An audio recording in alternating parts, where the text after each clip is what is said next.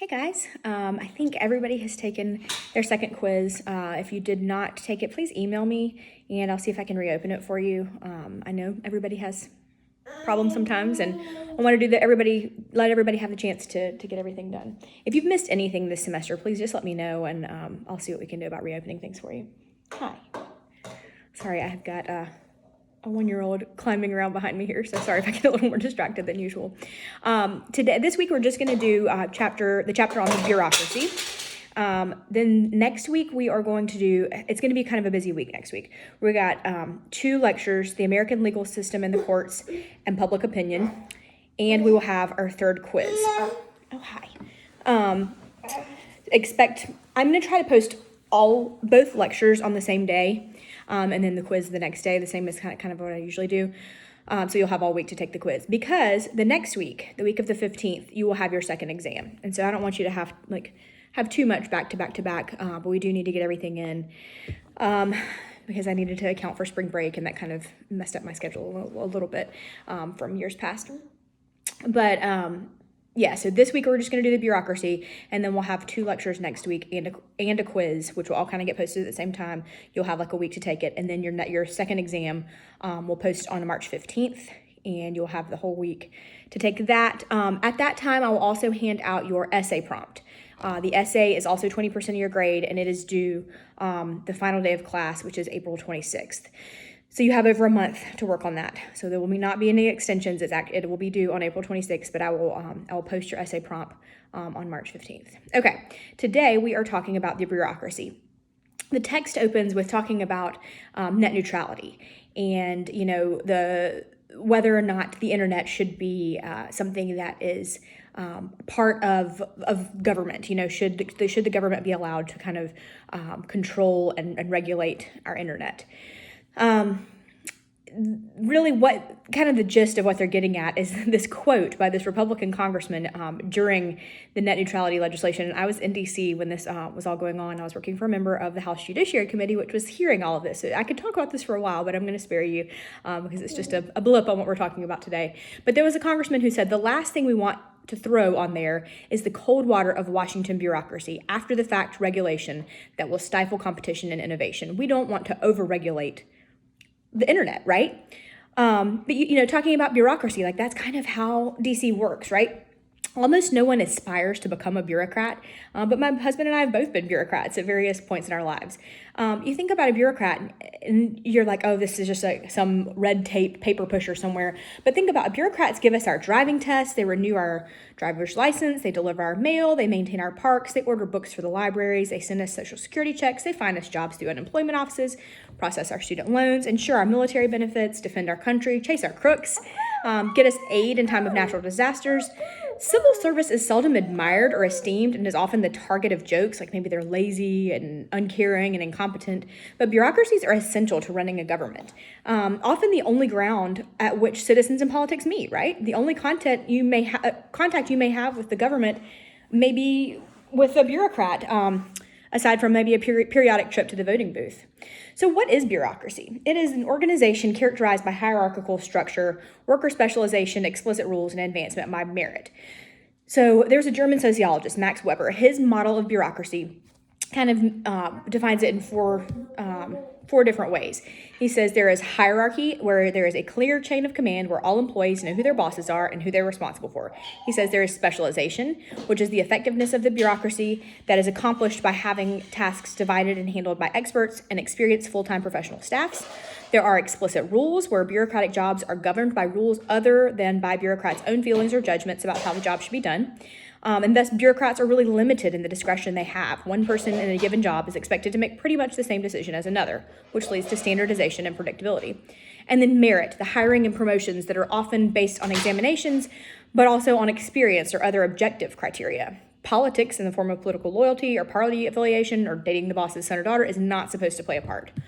But however, Herbert Kaufman, he's another political scientist, says the closer governments come to making the bureaucracies look like that, the closer they are to achieving what's called neutral competence, which is the principle that bureaucracy should be depoliticized and more professional, having politics out of it, having work done expertly rather than personal preferences, having it not be a political arm of the president or of Congress, but a more neutral administering of the laws in a fair and even-handed way.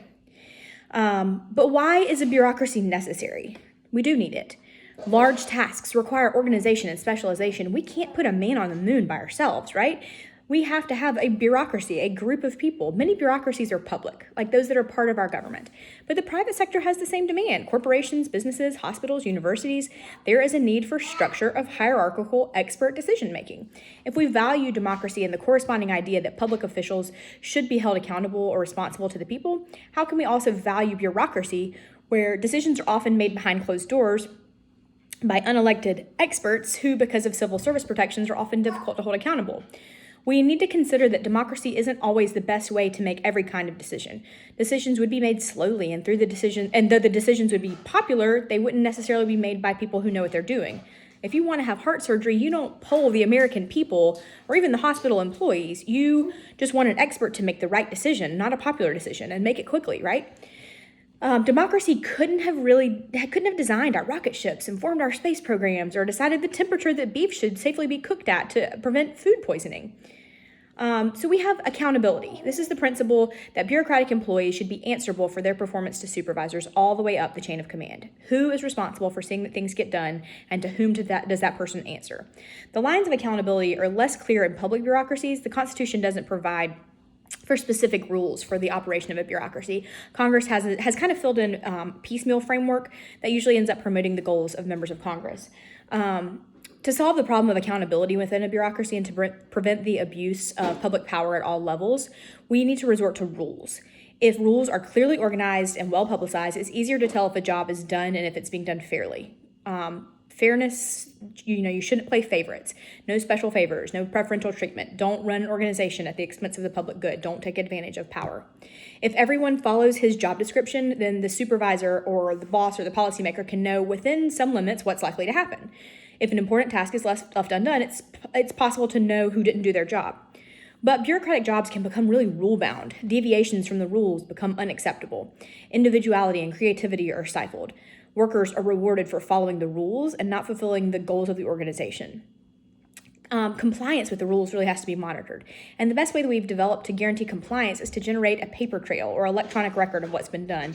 It all needs to be standardized, and you have these endless forms for which bureaucrats are so famous. We call these bureaucratic hurdles red tape, which are the complex procedures and regulations surrounding bureaucratic activity.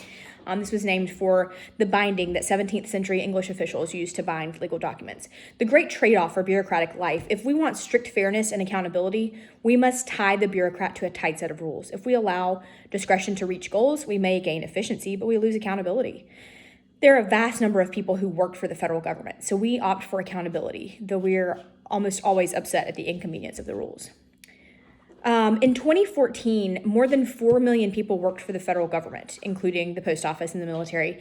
Only about 63,000 work in the legislative branch or the judiciary, and the rest are in the executive branch, which is the home of the federal bureaucracy. In the 19th century, we had something called the spoils system. This was the 19th century practice of firing government workers of a defeated party and replacing them with loyalists of the victorious party. It's often said to have begun with Andrew Jackson, and you think of "to the victor belong the spoils of the enemy," the spoil system. And then something called patronage, which is a system where successful candidates rewards friends, contributors, and party loyalists for their support with jobs, contracts, and favors. This allows elected officials to use their job to pay off political debts, to gain cooperation from officials who are hired this way, and thereby strengthening their base of power. So when you're filling a bureaucracy with political appointees, so Andrew Jackson's coming in and filling it all with his buddies who support him, this almost guarantees incompetence, right? Because the people who get these jobs for political reasons are more likely to be encouraged by political reasons than genuinely skilled in a specific area. Experts become discouraged because advancement is now based on political favoritism rather than how well the job is done. And really, America kind of got disgusted with the corruption and inefficiency that led Congress to institute some reforms here. So there was the civil service reform, where civil service is non-military employees of a government who are appointed through the merit system. In 1883, there was the Pendleton Act, which was a civil service reform that required the hiring and promoting of civil servants to be based on merit, not patronage.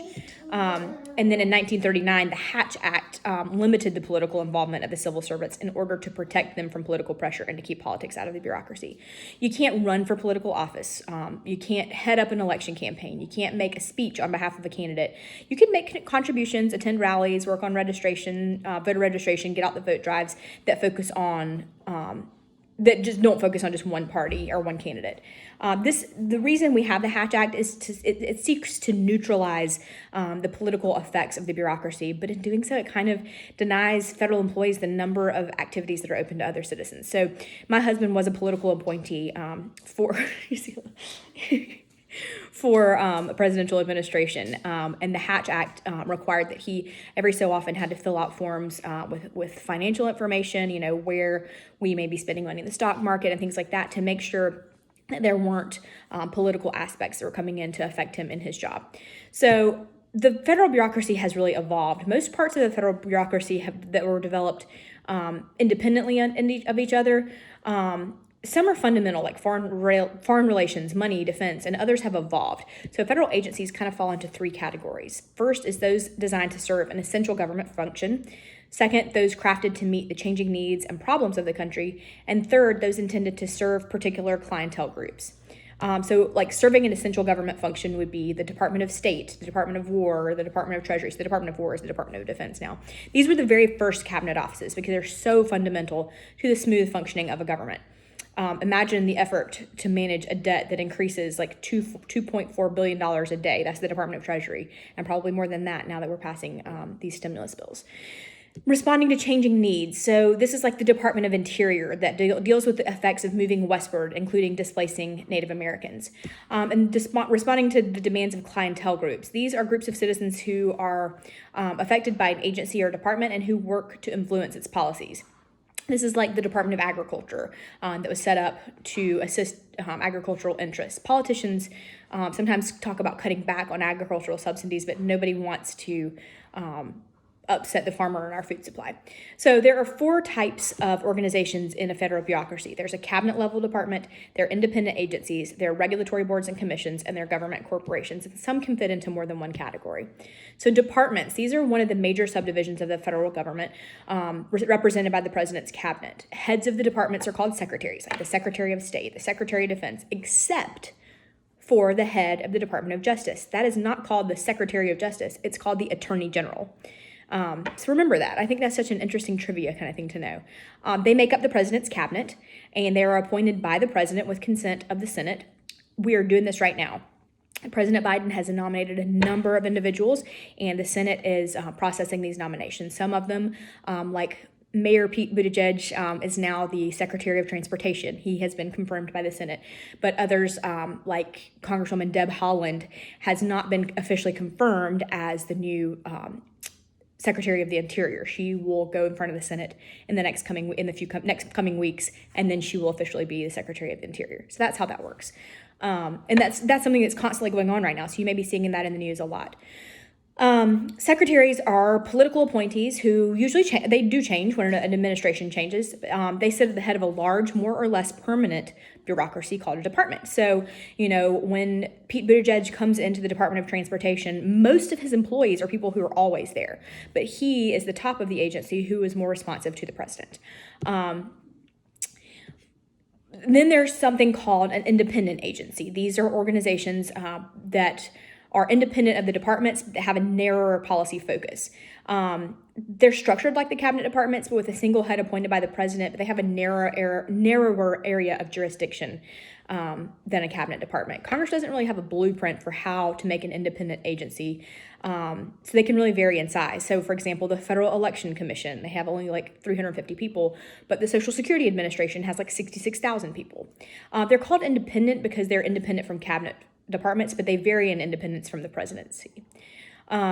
Some serve at the president's discretion, some serve at fixed terms, and that can kind of vary. And then there's something called independent regulatory boards and commissions. These are government organizations that regulate various businesses, industries, or economic sectors.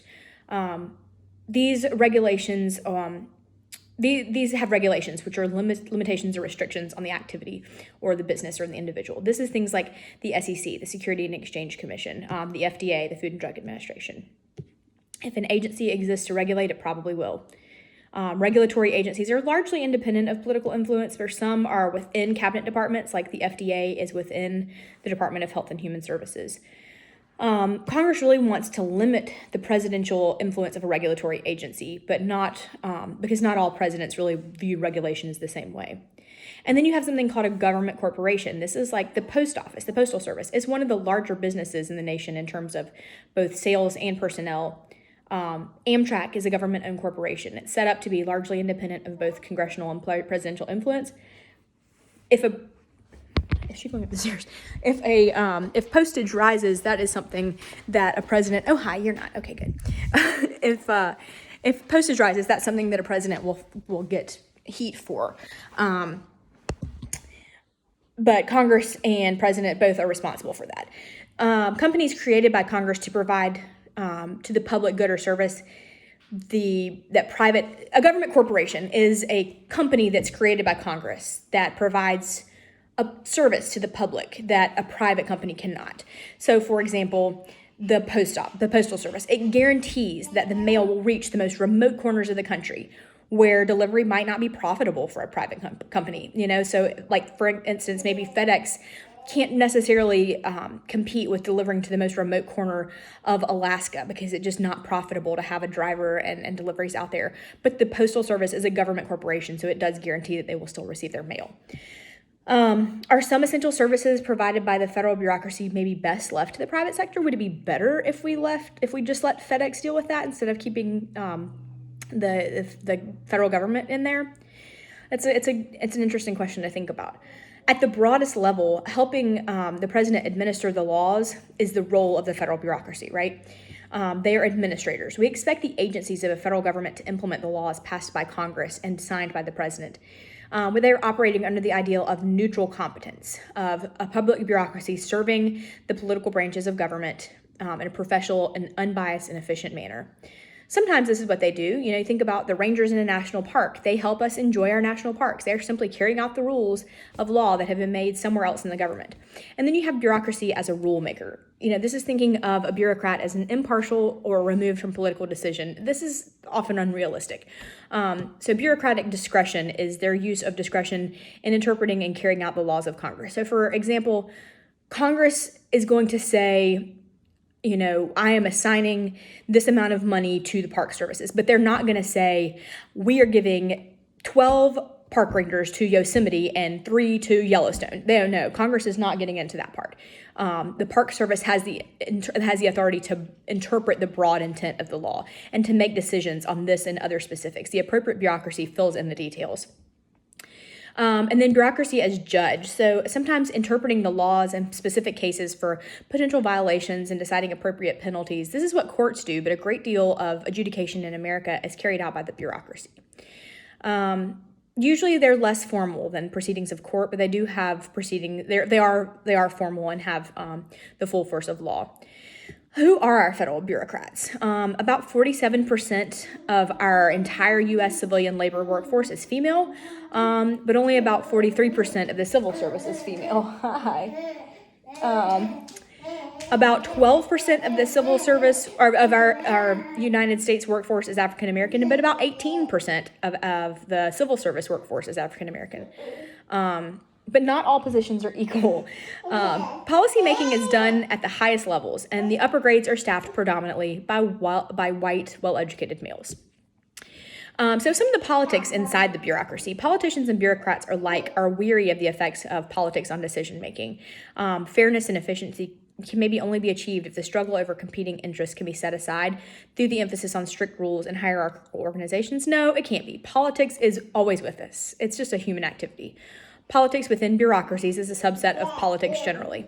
So the bureaucratic culture is the accepted values and procedures of an organization. Just like in any job that you take, When you first start, you may not know the accepted standards of behavior, but over time you figure out who has the power, what your role is, what rules can be bent, which have to be followed strictly, what the goals of the enterprise are. You understand the accepted power narrative of your workplace, and you come to start to share the same values with your colleagues, at least with respect to your work, which adds up to the culture of a workplace. Hey. There are 4 elements of bureaucratic culture that define what is at stake within a bureaucracy and what bureaucrats need to do to ensure that they are winners and not losers in a bureaucratic world. The first is policy commitment, and the second is adoption of bureaucratic behavior. The third is specialization and expertise, and the fourth is identification with and protection of the agency. Good bureaucrats really develop a commitment to the policy issues that their agency is tasked with. For example, like a USDA employee will eventually come to believe that agricultural issues are among the most important facing the country, even if he never thought about farming before. Not only because your job depends on it, but because everybody else around them thinks that. And then there's this adoption of bureaucratic behavior. You start to speak bureaucratese, the often unintelligible language used by bureaucrats to avoid controversy and sometimes lending weight to their words. And sometimes amusing to the outside world, the use of acronyms and other linguistic shortcuts. But it makes things easier for a bureaucrat. We call DC alphabet soup, We talk about DOI and DOT and USDA, and DOI is the Department of Interior, DOT, the Department of Transportation, USDA, the Department of Agriculture. These are it makes it easier to say it instead of saying the full names. Free spirits are really not likely to thrive in a bureaucratic world, right? Where deference and cooperation and obedience are emphasized and rewarded, and the relentless rule orientation and hierarchy can wear down all but the most committed independent souls. Each department, agency, and bureau has specific areas of responsibility, much in the same. Now, there's not a lot of interagency hopping. Most people spend their entire lives working in the same area, often in the same department. For example, a soybean expert at the USDA probably has a specialized knowledge at the base of his power. Because of this specialization, bureaucrats know a lot more about their policy areas than the public or even politicians who make decisions relevant to these areas, which gives bureaucrats a lot of power in policymaking decisions. As bureaucrats become attached to the policy interests of their agencies, they are committed to the rules and structures concerned with the fortunes of their superiors. They're appreciative of their own and their colleagues' specialized knowledge, and they'll start identifying with their own interests with those of their agencies. Bureaucratic culture holds a lot of consequences. On the plus side, it holds the bureaucracy together. It fosters values of commitment and loyalty to what could be seen as an impersonal and alienating work. Most people who work in the federal government believe in what they do, and they do it well. On the negative side, this culture can have a role in foreseeing and preventing things like 9/11. FBI agents said the hierarchical culture couldn't allow them to get a warrant when they needed to. This also kept the FBI and CIA from communicating with each other about various pieces of a puzzle they had found. Nobody could really connect the dots because the culture at the CIA and the FBI are very different. When an agency is in charge of making the rules and enforcing them and even adjudicating them, it's relatively easy to cover up a less catastrophic agency blunder. This is not that big of a problem if Congress or the media or the public has sufficient information and expertise to interpret it, but specialization is really necessary, and so it concentrates the expertise and information in the hands of the agencies, and Congress and the media are generalists. They can tell if something has gone wrong when something like 9/11 happens, right? But they can't evaluate the less obvious problems that could have led to this failure to warn. Congress tries to check the temptation for bureaucrats to cover up their mistakes by offering protections for what's called a whistleblower, which is an individual who publicizes instances of fraud, corruption, or other wrongdoing. Obviously, they're not very popular with their colleagues if they are whistleblowers, but there was a Whistleblower Protection Act of 1989, not 17, that established this independent agency to protect employees from being fired when they speak out. There are So within the civil service, there is what's called presidential appointees. Of the about 2 million civilian employees, about 3,500 are appointed by the president or his immediate subordinates. This is what my husband was. He was a presidential appointee.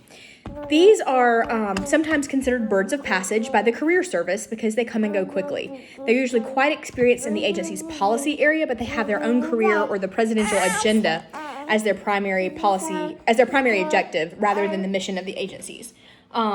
Career employees are usually more committed to their agency, whereas like a as a presidential appointee, is going to be a little more committed to that particular political administration. But, you have to think about it. So you've got a president who comes in and heads up this vast bureaucracy. You've got all these people working in this bureaucracy who have become like super specialized in their field. How do we kind of merge the two together, though? And the way we've kind of figured out how to do this is by having presidential appointees. So the president nominates his people to head these agencies, but like the experts in the field are still going to be there. The soybean expert at the USDA is still going to be there, but they're going to have these kind of interpreters that interpret what they're doing to that particular president. The president's going to nominate his cabinet, and then those cabinet members are going to have a few of his own staff, which is a presidential appointee. What do you think some of the power struggles between the political appointees and career bureaucrats could be? Is this the best way to approach bureaucracy? So I asked my husband this, and he said, you really need these decision makers who are the political ones. Without political leadership, you don't have this conduit to elected leadership.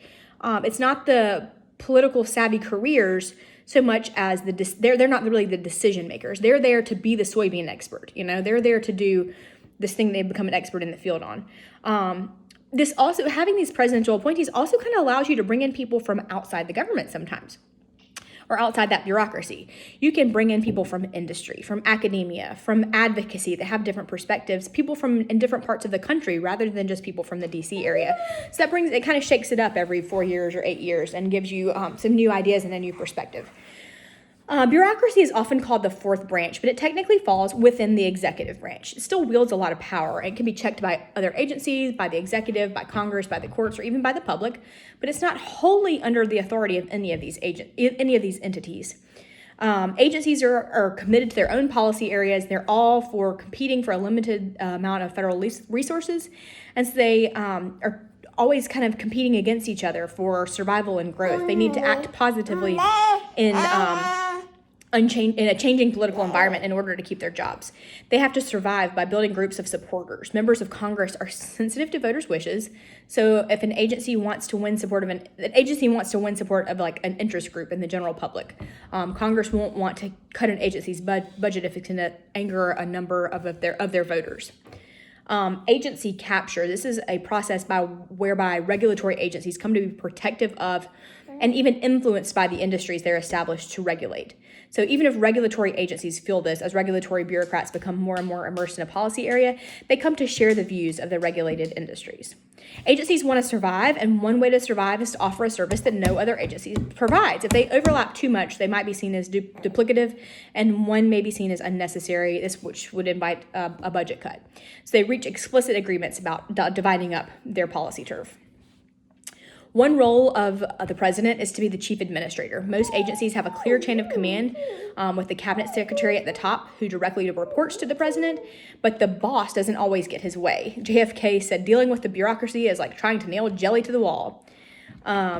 But the president appoints the heads of these agencies and the undersecretaries who are responsible for running the agency. The power is significant, but is often watered down by the political realities of the appointment and policymaking process.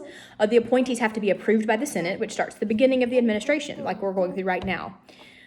The president is looking for support for his overall program, and he doesn't want to make choices who are too controversial. We do have some nominees right now that are not getting votes because they are too controversial. So the president typically plays it safe and nominates individuals with extensive experience in a policy area they will oversee, but they want to arrive with sympathy for that president.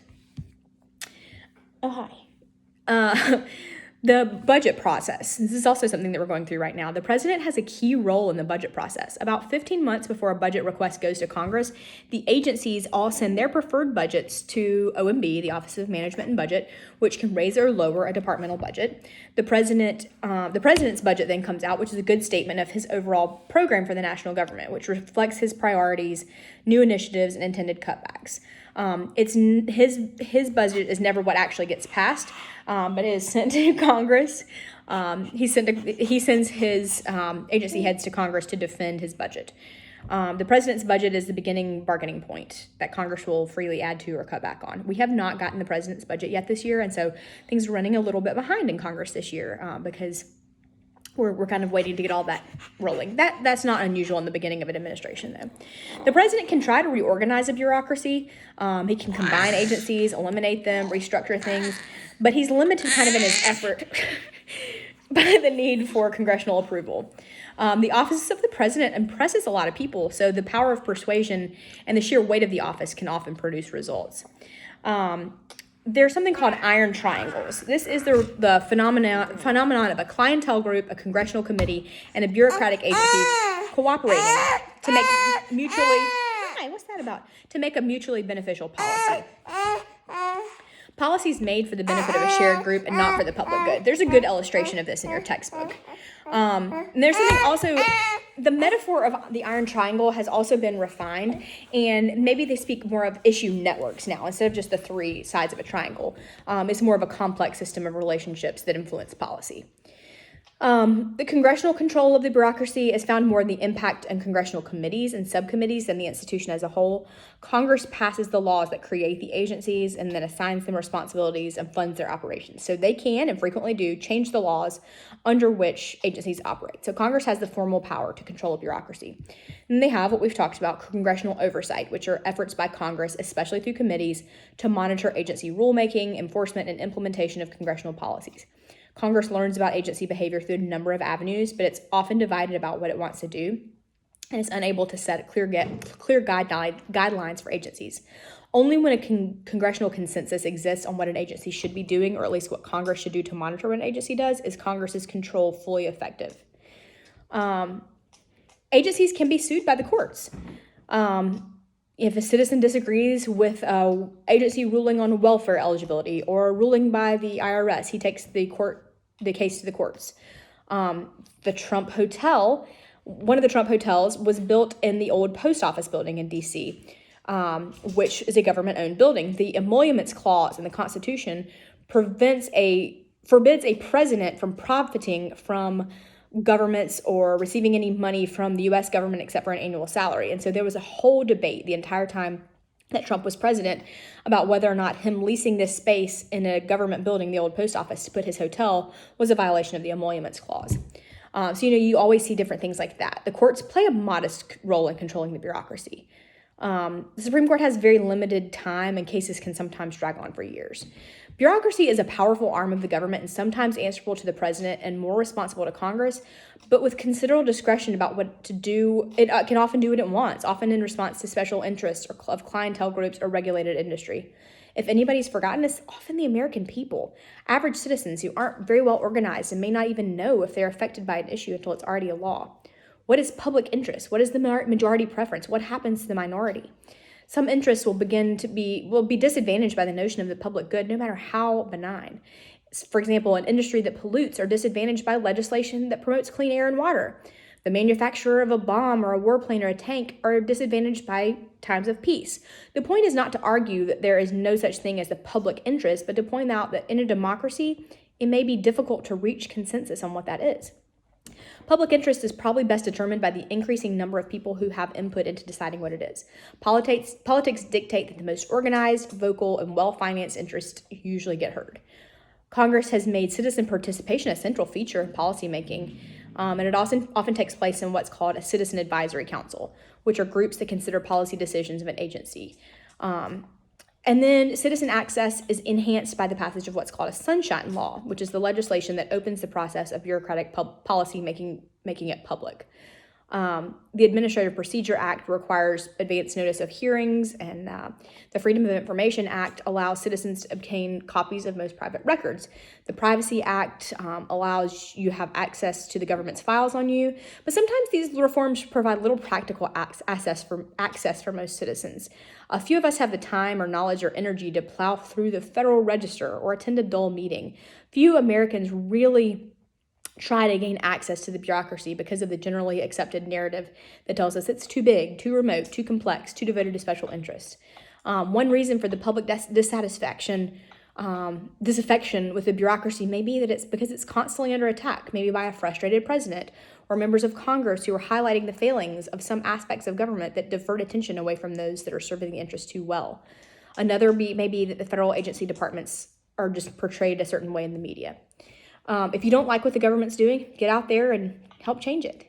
If we were meeting in person right now, we would do something called the bureaucracy of pizza, where you would think about the component part of a home delivered pizza and think about brainstorm the different federal agencies that regulate it in some way. So for example, the cardboard box that the pizza is in is regulated by the Environmental Protection Agencies. It regulates the manufacture of pulp and paper and pollutants produced from it. The tomato sauce on it is regulated by the Department of Agriculture. The crust by the Food and Drug Administration to regulate how it can be labeled if it contains a major allergen like wheat. The delivery vehicle, the EPA regulates and sets pollution, emission, and fuel efficiency standards for cars and trucks. On and on. You think about the different ways that the federal bureaucracy affects even so little of a thing as getting a pizza delivered to your house. The federal bureaucracy is part of your life all the time. All right, guys, we will be back next week with 2 more lectures and a quiz, so stick with me. We've had a lot going on, so no discussion question again this week, but always email me if you have any questions, and I'll talk to you guys next week. Bye.